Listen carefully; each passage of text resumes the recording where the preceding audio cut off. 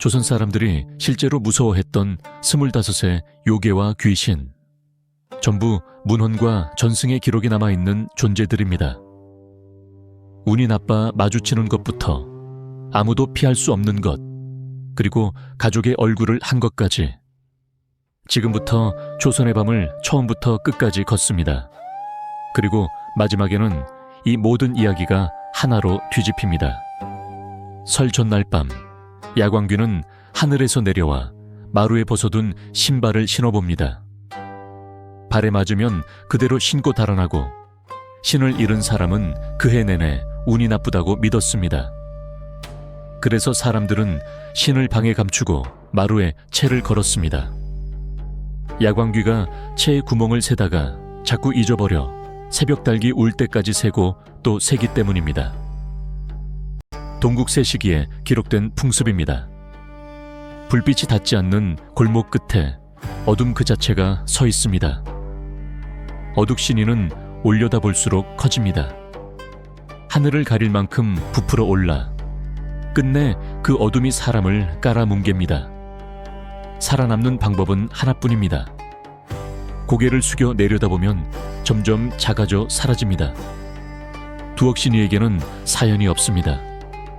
제사를 받지 못해 떠도는 귀신 가운데 가장 사나운 것으로 잠든 사람의 머리를 눌러 숨을 끊는다고 했습니다. 조선 무속고는 이것을 불교의 야차가 무속에 녹아든 존재로 기록합니다. 달래는 귀신이 아니라 몰아내야 하는 귀신이었습니다. 혼인하지 못하고 죽은 처녀의 왕이 송악시입니다. 혼담이 오가는 집에 붙어 병과 파혼을 일으킨다고 믿었습니다. 나라는 여제라는 제사로 이런 원혼을 달랬고, 민간에서는 죽은 처녀와 죽은 총각을 맺어주는 영혼 결혼식으로 한을 풀어주었습니다. 호랑이에게 잡아먹힌 사람의 혼은 저승에 가지 못합니다.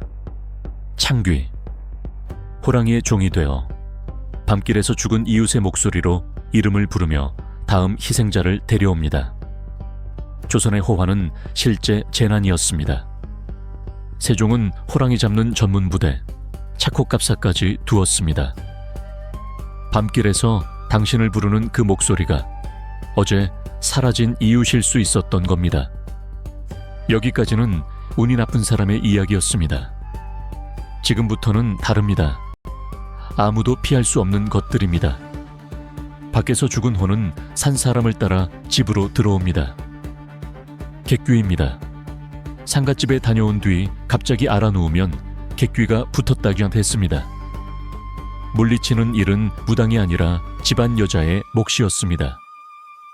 밥을 물에 말아 환자의 머리 위로 3번 돌리고 문 밖에 뿌린 뒤 식칼을 던져 칼끝이 바깥을 향하면 나간 것입니다. 용이 되지 못한 이무기가 변한 것, 강철이입니다. 지나간 자리는 초목이 모두 말라 죽고 그해 가뭄이 듭니다. 강철이 간 데는 가을도 봄이라.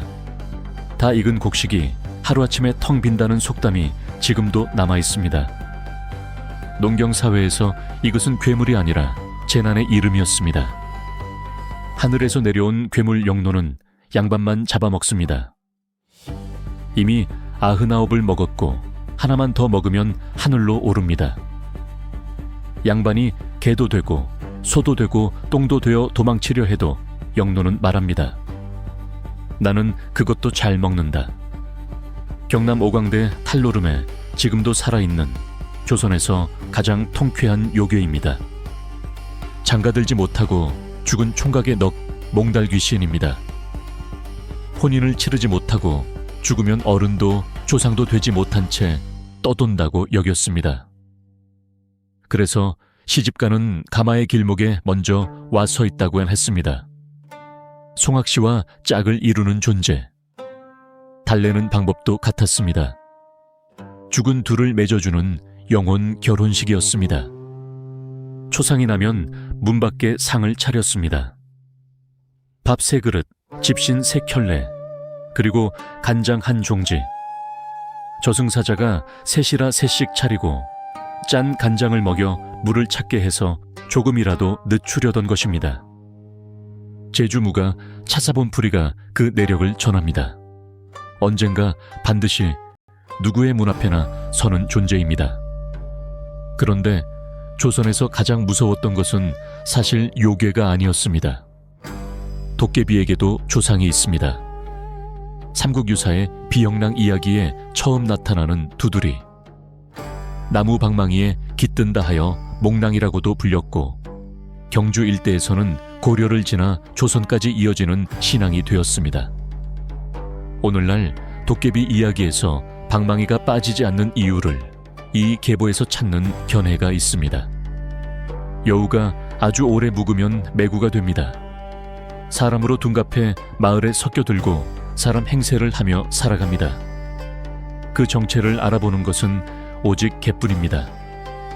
구미호가 사람이 되려는 존재라면 매구는 이미 사람의 자리를 차지한 존재입니다.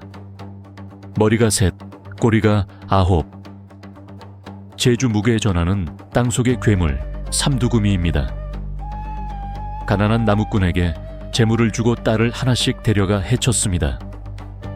셋째 딸이 정체와 약점을 알아냈고 끝내 불로 태워 없앴습니다.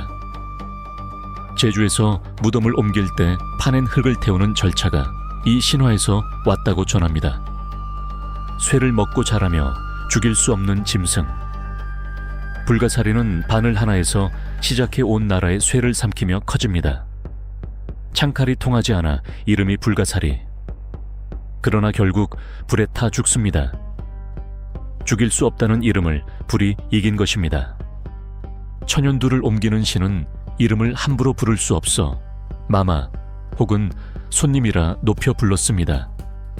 조선에서 두창은 아이가 한 번은 겪어야 하는 재앙이었고 노여움을 사면 아이를 데려간다고 믿었습니다. 병이 물러가면 지프로 엮은 말에 음식을 실어 마을 밖으로 배웅했습니다. 마마배송굿. 조선에서 가장 무서웠던 것은 요괴가 아니라 높여 부를 수밖에 없던 병이었습니다. 무서운 것은 먼 산속에만 있지 않았습니다. 가장 가까운 곳에도 있었습니다. 집 마루 밑에 큰 구렁이가 살면 쫓지 않고 업이라 부르며 모셨습니다. 그 집의 재물과 운을 지키는 업신이었기 때문입니다.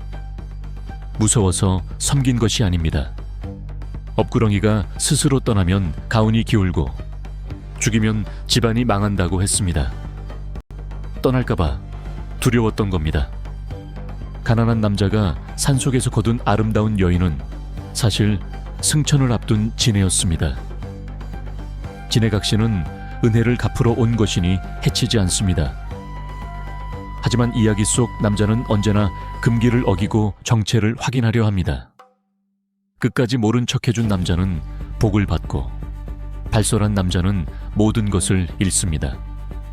제주의 폭풍 치는 밤길에 도롱이를 쓴 사람이 서 있습니다. 비바람 속에서 미동도 하지 않는다면 그것은 사람이 아닙니다. 그 근사에 가까이 가면 도롱이 속에는 아무도 없습니다. 기록이 드문 섬의 요괴입니다. 상사병으로 죽은 이의 혼은 뱀이 되어 연모하던 사람의 몸에 감깁니다. 상사뱀입니다. 억지로 떼어내면 그 사람이 알아 눕습니다. 해치려는 것이 아니라 곁에 있으려는 것이라 더 무섭습니다. 보내는 방법은 하나였습니다. 그 마음을 인정해주는 것. 아들만 있던 집에 어렵게 얻은 막내딸. 그런데 딸이 태어난 뒤부터 밤마다 가축이 죽어나갑니다.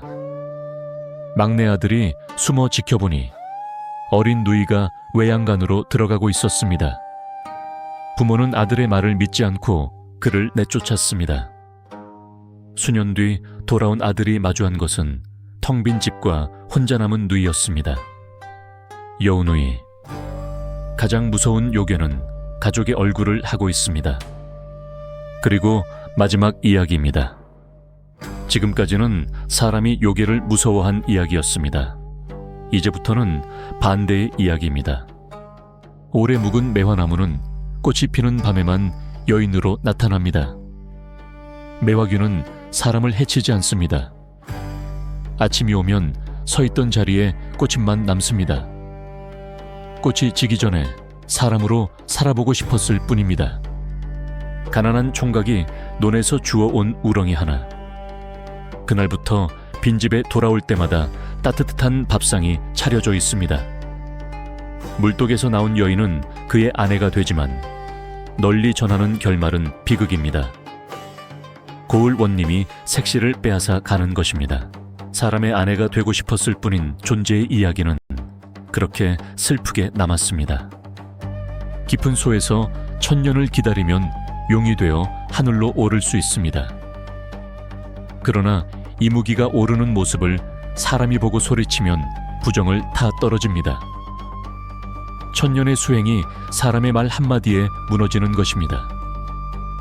떨어진 이무기는 다시 물속으로 돌아가 처음부터 기다립니다. 함부로 버린 손톱을 쥐가 주워 먹으면 그 쥐는 손톱 주인과 똑같은 사람이 되어 그의 집에 먼저 들어갑니다. 가족조차 둘을 구분하지 못합니다. 밤에 손톱을 깎지 말라는 어른들의 말이 여기서 나왔습니다. 나를 통째로 빼앗기는 공포. 조선의 도플갱어입니다. 1000년을 묵은 여우는 사람이 될 수 있습니다. 구미호가 간을 노리는 것도 여우 구슬을 무는 것도 목적은 단 하나, 완전한 사람이 되는 것입니다. 100일만 들키지 않으면 되는데 이야기 속 구미호는 언제나 마지막 하루를 넘기지 못합니다. 조선에서 가장 유명한 이 요괴는 사실 가장 간절하게 사람이 되고 싶었던 존재입니다. 25의 밤을 지나왔습니다. 사람은 요괴를 무서워했지만 요괴들이 가장 되고 싶었던 것은 사람이었습니다. 어쩌면 무서운 이야기의 절반은 부러움의 이야기였는지도 모릅니다. 당신의 밤에는 무엇이 서 있습니까?